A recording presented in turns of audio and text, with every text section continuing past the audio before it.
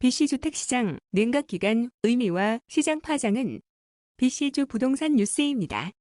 주 정부가 최근 홈바이어 보호를 위한 냉각기간 안건을 공식적으로 내놓았습니다. 게다가 관련 법안을 2022년 봄에 내놓겠다는 것입니다. 잠재적 홈바이어는 물론 셀러 입장에서도 향후 정책 변화가 가져올 시장의 움직임에 촉각을 곤두세울 수밖에 없는 상황입니다. 이 가운데 BC부동산협회는 최근 냉각기간에 대한 개념을 부동산 중개인에게 설명하기 위한 자료를 내놓았습니다. 정책 분석가인 매트 메이어스 씨의 분석입니다. 특히 이 자료는 BC부동산협회 측의 공식 웹사이트를 통해 공개, 일반인도 접할 수 있는 만큼 시장 관계자 외 잠재적 홈바이어와 홈셀러 모두에게 참고가 돼 지면을 통해 소개합니다. 즉, 냉각기간이 무엇이고 우리에게 어떤 영향을 미칠 것인가? 라는 질문이 핵심입니다. 이 보고서에 따르면 냉각기간은 바이어들이 구매 계약을 맺었지만 오퍼가 채택됐더라도 특정 기간 동안 계약에서 빠져나올 수 있는 권리를 주는 것입니다. 냉각기간이 없다면 바이어들은 만약 계약서에 명시된 이유가 아닌 요인 때문에 계약을 철회한다고 할 때는 셀러와 협상을 하고 상당한 재정적 부담과 법적 책임을 떠안아야 합니다. 또 협회 측 보고서는 BC주 정부의 발표 내용 중에서도 냉각기간이 바이어에게 적용된다는 점을 유심히 살펴야 한다. 라고 거듭 강조했습니다.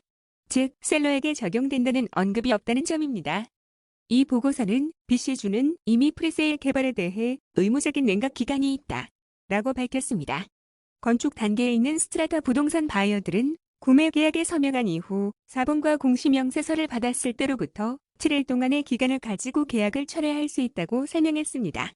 즉, 신규 분양에 적용되고 있는 개념이 기존 물량에도 적용될 수 있다는 전망이 가능합니다.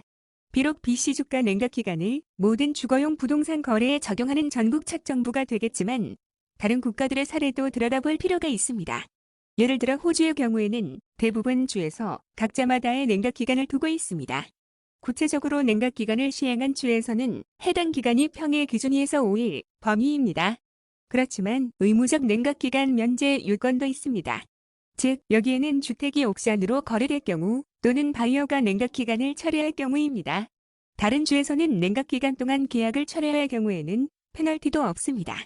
그렇지만 어떤 곳에서는 $100에서 구매 가격의 최대 0.25%까지 적용한 곳도 있다는 것입니다.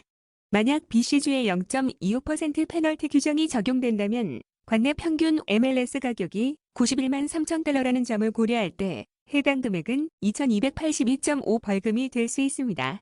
반면 협회 연구진은 기존 연구들은 냉각기간이 소비자들의 결정에는 크게 영향을 주지 않는다는 점을 보여준다.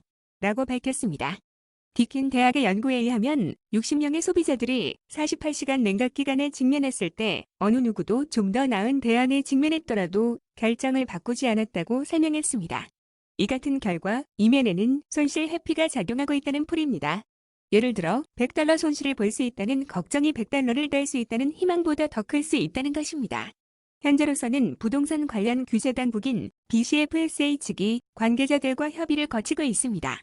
여기에 조 재무부 장관은 블라인드 입찰과 가격 미끼, 무조건 오퍼 관련 위험성, 주택 인스펙션, 재정 조달, 다른 조건 등에 대한 소비자 보호를 위한 자문보 요구한 상태입니다. 블라인드 입찰의 경우에는 최근 연방 총선에서도 등장했던 정책으로 주택 구매 희망자들이 입찰할 때 다른 입찰 가격을 알지 못해 맹목적 경쟁이 초래되는 시스템입니다. 이상 BC주 부동산 뉴스였습니다. 감사합니다. 부동산 밴쿠버 코리아나리W.com